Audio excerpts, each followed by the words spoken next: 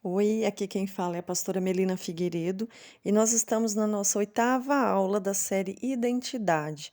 E o tema dessa aula de hoje é alegria.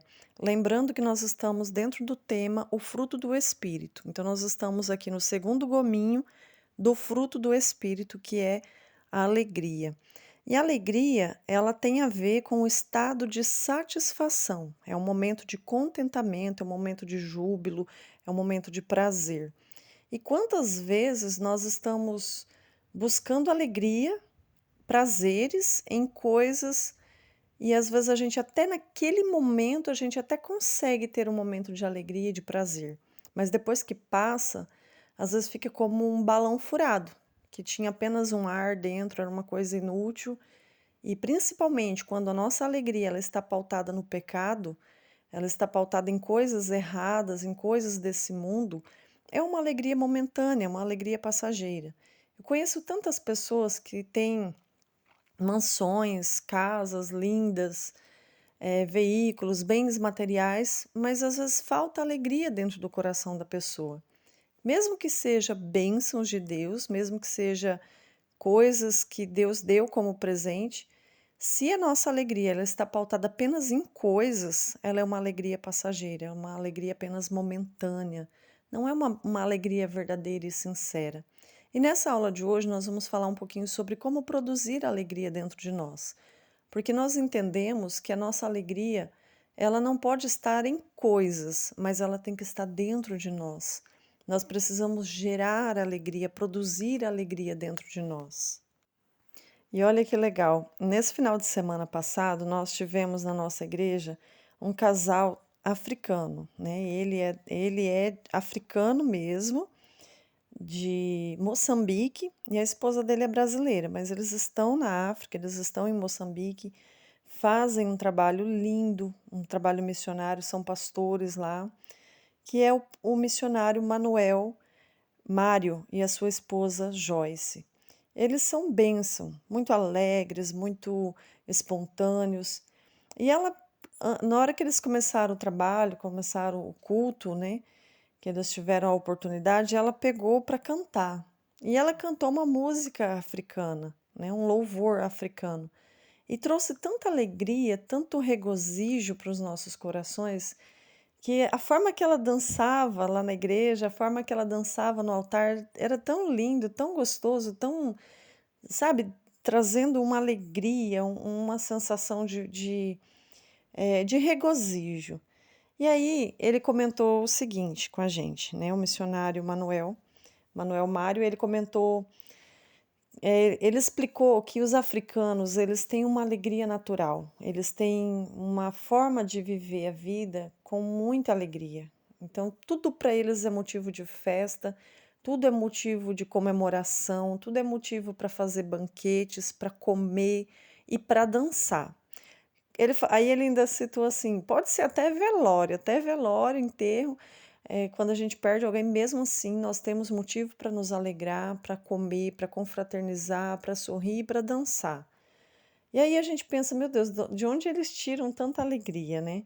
É claro que faz parte da cultura deles, faz parte da forma que eles vivem, né? Isso já vem desde os seus ancestrais, mas é uma cultura que nós precisamos trazer para a nossa vida. A própria palavra, ela nos fala que nós precisamos produzir essa alegria dentro de nós, porque o fruto do Espírito, lembra que nós falamos nas aulas anteriores, é algo que nós precisamos produzir.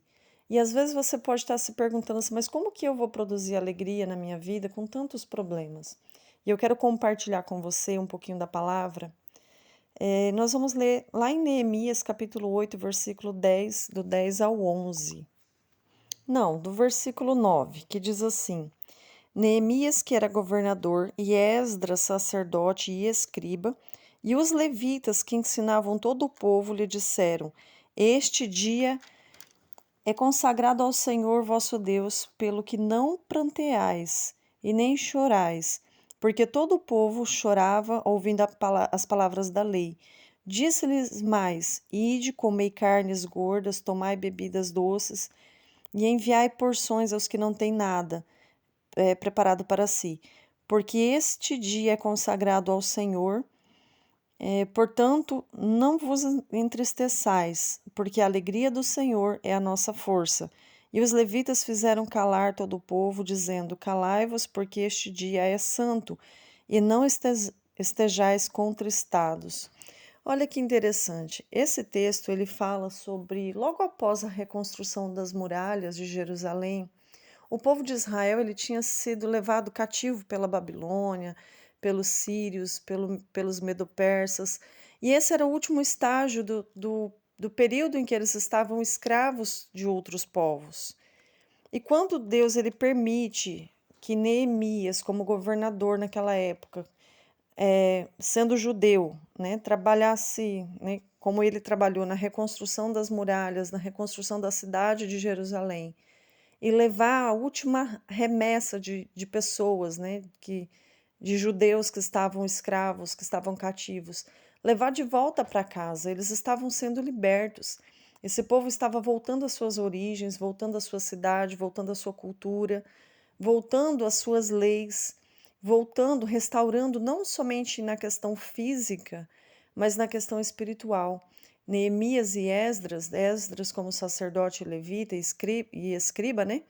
Eles tinham preparado tudo para essa inauguração da volta do povo. E eles trouxeram o livro da lei, leram diante do povo, os levitas leram diante do povo, e o povo chorava, o povo estava chorando ali naquele sentimento ainda de dor, de olhar para o período da escravidão, naquele sentimento de nós temos a lei, tínhamos abandonado a presença de Deus e agora nós estamos retornando. E aí os levitas, eles trazem a seguinte palavra. Pessoal, eu vou traduzir aqui para nossa linguagem de hoje, ó. Eles disseram o seguinte: gente, não é tempo de chorar. Chega de choro, chega de pranto. Esse dia é consagrado ao Senhor. Nós estamos retornando para nossa terra. Nós estamos restaurando a nossa aliança com Deus. Então é tempo de alegria. Esse dia é consagrado ao Senhor. É tempo de nos alegrarmos. Aí ele diz assim, ó, vai para casa, prepara carne gorda. Ah, gente, eu amo um churrasquinho de carne gorda, gente. Desculpa aí quem não pode, quem não gosta, mas é bom demais. E aí, se fosse nos dias de hoje, os levitas estariam dizendo assim: prepara aquela Coca-Cola, aquele refrigerante gostoso, aquela comida saborosa, aquela lasanha, aquele churrasquinho top. E é tempo de se alegrar. É tempo de regozijar-se, é tempo de louvar a Deus, é tempo de sorrir. E aí, nesse trechinho que ele diz assim, ó, não estás triste, porque a alegria do Senhor é a nossa força. Nós precisamos dessa força. Estarmos alegres é algo que Deus ele deseja para as nossas vidas. Quando nós fazemos algo para Deus, quando nós conseguimos estar em Deus, nós trazemos dentro de nós uma alegria verdadeira. Nós produzimos dentro de nós uma alegria sincera. E o povo aqui não tinha voltado apenas para sua terra, apenas as suas origens, eles tinham voltado para Deus. Eles tinham voltado para a aliança que eles tinham com Deus. E aí, baseado nisso, eu te falo uma coisa: não existe alegria fora da aliança com Deus. Você pode procurar em todas as coisas, você pode procurar em bens materiais, você pode procurar em prazeres momentâneos, como sexo, drogas, bebidas. Você pode procurar nessas coisas, mas sempre vai ser uma alegria passageira, sempre vai ser uma alegria falsa, porque depois do pecado aquela alegria ela se torna em culpa, em peso, em um sentimento de sujeira, um sentimento ruim. Então, a nossa verdadeira alegria, ela está em Deus. Quando nós temos uma aliança com Deus, quando nós vivemos uma integridade espiritual na presença de Deus, a nossa alegria ela é verdadeira, ela é sincera, ela é completa. E ela é a nossa força, porque eles aqui ainda tinham muitas coisas para fazer para Deus e por eles também. Mas a alegria que Deus estava colocando no coração deles, que eles estavam produzindo dentro deles, era a força que eles precisavam. Talvez você esteja dizendo assim, mas eu tenho motivos de tristeza. Eu tenho problemas, eu tenho coisas que eu não consigo resolver. Eu não estou bem emocionalmente. Talvez você tenha situações, motivos para chorar. Eu quero ler com você em Romanos capítulo 12, versículo 15, que diz assim: Alegrai-vos com os que se alegram e chorai com os que choram. Eu sei que tem momentos que é para chorar. Eu sei que tem momentos que é de luto. Eu sei que tem momentos que é muito doloroso, muito difícil. Mas nós temos sim momentos para chorar, só que também nós temos momento para nos alegrarmos. Talvez você está produzindo em você muitos momentos, ou a vida proporcionou para você muitos momentos de choro. Mas entenda que você precisa também, em alguns momentos, buscar essa alegria do Senhor sobre a tua vida e agradecer por aquilo que tem. Eu costumo dizer para os meus clientes na terapia o seguinte: a nossa mente ela é negativa, sabe? A nossa mente ela tem uma tendência a olhar muito para aquilo que é negativo. Por exemplo, eu sempre dou esse exemplo. Vamos supor que você publica uma foto nas suas redes sociais e você tem 99 comentários top lá, sabe? As pessoas te aplaudindo, as pessoas falando, ai, que lindo, que linda, né? Ai, cabelo bonito e tal. Elogios, 99 comentários bons. Se você tiver um comentário negativo, você é capaz de ir lá excluir a foto. Porque aquele comentário negativo, uma crítica que alguém talvez que não gosta de você pode ter ido lá falar alguma coisa e te criticou e te machucou, aquele comentário que te feriu, você é capaz de tirar aquela foto, aquela publicação e ficar muito triste, muito chateado com aquilo ali. E por que não olhar para os 99 comentários bons? Por que que o nosso cérebro faz a gente olhar para aquilo que é ruim? O nosso cérebro ele faz isso por um sentimento de defesa, de sobrevivência. Isso faz parte da nossa natureza. Só que quando nós treinamos o nosso cérebro, nós entendemos que nós precisamos olhar para aquilo que é bom. E se nós temos 99 motivos para nos alegrar, 99 motivos para ser feliz, por que a gente viver o dia chorando, se lamentando por causa de um problema? Talvez você pode dizer assim para mim, mas pastor, o meu problema é grande. Eu tenho problemas muito graves. Sim, eu entendo. Mas você já percebeu tanto motivo de alegria que você tem? Você já olhou à sua volta as pessoas que Deus te deu? A sua família, os seus pais, seus filhos, marido, esposa. Mesmo que você esteja só, mesmo que você sinta solidão no seu coração, que não é o assunto da aula de hoje a respeito de solidão, mas nós precisamos falar disso. Mas mesmo que você sinta solidão, você já parou para pensar que você acordou, que você levantou da cama, que você está respirando e que você pode olhar, que você pode enxergar lá fora? Talvez você vai dizer, mas eu sou cego, mas você pode sentir, você pode ouvir, você pode tocar, você pode andar. Nós temos limitações. Há muitas pessoas que estão ouvindo aqui esse áudio, essa aula. Talvez você esteja falando das suas limitações. Talvez uma das coisas que eu citei aqui você não pode fazer, mas você pode fazer muitas outras coisas. E o que eu quero dizer com isso? Para de ficar olhando para aquilo que é negativo. Para de ficar focado naquilo que te incomoda, naquilo que dói. Antigamente eu tinha o hábito de olhar no espelho e colocar defeitos na minha aparência e olhar para coisas que eu não gosto no meu corpo, porque todos nós temos isso, né? No rosto, no corpo, e criticar. Muitas vezes eu falava, ai, não gosto disso. Só que depois que eu aprendi a olhar no espelho e olhar as coisas boas, eu encontrei tanta coisa linda em mim e eu comecei a ser grata a Deus por isso. Sabe, você olhar no espelho e falar que linda. Eu faço isso, eu olho no espelho. Gente, eu não sou perfeito, eu tenho muitos defeitos, não tenho um padrão de beleza como o mundo prega, mas eu tenho coisas em mim que eu gosto e que eu valorizo. Então eu parei de olhar para aquilo que é negativo. E olha, sinceramente, a minha vida melhorou muito, porque tudo fica mais leve. A gente fica feliz.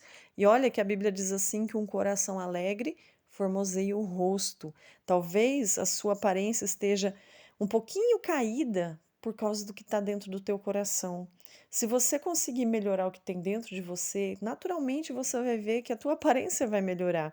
Naturalmente você vai perceber que você está mais leve, mais bonito, mais bonita, porque a alegria do Senhor que está dentro de nós, que é a nossa força, é também o que embeleza o nosso rosto, o nosso corpo, né? Um coração alegre formoseia o rosto, diz a palavra. E olha, eu nem tinha pensado nesse versículo para falar aqui, falei de cabeça, não me lembro o endereço, mas tá na Bíblia. Um coração alegre formoseia o rosto. Achei aqui, ó, Provérbios capítulo 13. Não, capítulo 15, versículo 13 diz assim: O coração alegre formoseia o rosto, mas com a tristeza do coração o espírito se abate. Olha só, quando o coração ele fala de alma, é aquilo que nós temos dentro de nós. O nosso espírito também se abate. Quando nós estamos tristes, a nossa tristeza ela interfere na nossa vida espiritual. Então nós temos que sabemos que a alegria ela tem o poder de mudar até mesmo o nosso corpo físico e a nossa tristeza tem o poder de mudar nosso espírito, aquilo que envolve o nosso ser espiritual. E aí, para a gente encerrar essa aula, encaminhar para o encerramento, eu quero falar um pouquinho sobre o profeta Abacuque, que ele chama o povo de volta a uma fé e uma comunhão com Deus, e ele encontrou essa fé no meio de desgraças, no meio de problemas da vida. E o livro de Abacuque são coisas que ele falou com Deus. Não foi diferente dos outros profetas, que eles trouxeram uma palavra para o povo. Abacuque, ele estava falando com Deus. E no meio das orações dele com Deus, ele clamava a Deus pelo povo e ele dizia para Deus que ele queria que o povo se convertesse, que o povo voltasse novamente a ter fé, a buscar, a estar na presença de Deus. E ali ele fala assim, lá num trechinho, no último pedaço ali do livro dele, que é um livro bem curtinho, né, que tem apenas 3 capítulos, mas o último capítulo é um trechinho de uma oração que Abacuque fez. E ele diz assim no versículo 17, Abacuque capítulo 3, versículo 17: Ainda que a figueira não floresça, nem haja fruto na vide, o produto da oliveira minta, e os campos não produzam mantimento, e as ovelhas sejam arrebatadas do aprisco, e dos currais não haja gado, todavia eu me alegro no Senhor, exulto no Deus da minha salvação. O Senhor Deus é a minha fortaleza, e faz os meus pés como os da corça, e me faz andar altaneiramente. E olha o que Abacuque está dizendo. Ele está dizendo assim: olha, ainda que não tenha fruto na figueira, ainda que o pé de uva não produza cachos de uva, ainda que a oliveira não tenha produzido azeitonas, ainda que não tenha alimento no campo, que as lavouras venham a perecer tudo, mesmo que não tenha mais ovelhas no aprisco, nem gado no pasto, mesmo assim, seja qual for o problema, ele estava citando uma escassez, ele estava citando fome, que mesmo que viesse a acontecer isso, que ainda assim o coração dele iria estar se alegrando no Senhor. Ele diz assim, ó, todavia eu me alegro no Senhor e exulto no Deus da minha salvação. Quando ele fala a respeito de o Deus da minha salvação, é crendo que todas as coisas estão nas mãos de Deus, que Deus está no controle de tudo. E olha, a palavra de Deus diz assim que todas as coisas concorrem para o bem daqueles que amam a Deus. E quando nós cremos, crer em Deus, confiar em Deus, é saber que Ele está no controle de tudo. Ah, mas se eu perder uma perna, tá bom, você tem outra. Eu penso assim, sabe? Eu consigo pensar dessa forma. Eu sei que coisas ruins podem acontecer. Eu sei que eu estou sujeita estando aqui nessa terra, perder tudo que eu tenho. Estou sujeita a perder família, perder marido, perder filhos, perder um braço, perder outro braço, perder perna, ficar cega, ficar surda. As coisas podem acontecer. Mas e daí? Mesmo que tudo isso aconteça, ainda assim eu me alegro no Senhor, porque Ele é o Deus da minha salvação. Eu sei que eu estou aqui nessa terra de passagem. Lembra que nós falamos sobre a reconciliação? Nós somos projetados para a eternidade. A nossa vida aqui na Terra, ela é uma fagulha, ela é um pedacinho de tudo que a gente vai viver. Não tem nem comparação com a eternidade. Então, por que ter tanto medo de coisas ruins acontecer aqui na Terra, sendo que a nossa vida aqui na Terra é apenas um pedacinho, uma fagulha, um farelinho, um grãozinho, um milésimo de um grão de areia do mar em relação à nossa eternidade. Então, se Deus é o Deus da minha salvação, eu tenho certeza da eternidade com Deus, da reconciliação com Deus através de Cristo. Para que eu vou ter medo? Mesmo que aconteça coisas ruins aqui, mesmo que eu perca tudo, não importa. Mesmo assim, eu me alegrarei no Senhor, porque Deus tem promessas sobre a nossa vida. As promessas, elas podem se cumprir aqui na terra em coisas que Ele ainda tem para nos dar, e principalmente na eternidade. Quando nós nos apegamos à promessa da eternidade, nada disso é tão importante. Lembra que eu falei que a nossa mente é muito negativa? Ah, eu sofri um acidente, perdi uma perna, eu não consigo andar, eu perdi os movimentos do meu corpo inteiro. Tá bom, tem vida, tá bom, tem eternidade. Na eternidade nós não vamos ser, eh, nós não vamos ter essa ausência, né, do nosso corpo. Nosso corpo será transformado, será glorificado, nosso corpo será restaurado. Mesmo que você fique cego aqui, lá na eternidade você vai enxergar. Mesmo que você não anda aqui, que você não tem uma perna, na eternidade você vai ter sua perna de volta. Entende? Talvez você está dizendo assim, mas pastora, eu nasci deficiente, eu nasci sem as pernas. Deus vai te dar pernas na eternidade. Eu creio dessa forma. Eu creio que na eternidade nós seremos completos.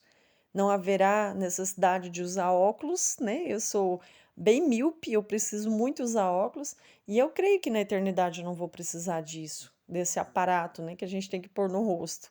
Hoje eu até gosto do óculos, uso, eu acho bacana, hoje eu acho bonito, mas eu já sofri muito, eu já pedi muitas vezes para Deus me curar, me dar a chance de enxergar sem ter que usar óculos, e isso não aconteceu. E aí eu não vou ficar me esperneando, reclamando, ai, porque Deus não me curou, Jesus pode curar. Ele pode curar das minhas vistas? Pode. Mas se ele não fez, amém. Ele continua sendo Deus. Ele fazendo ou não, ele continua sendo Deus.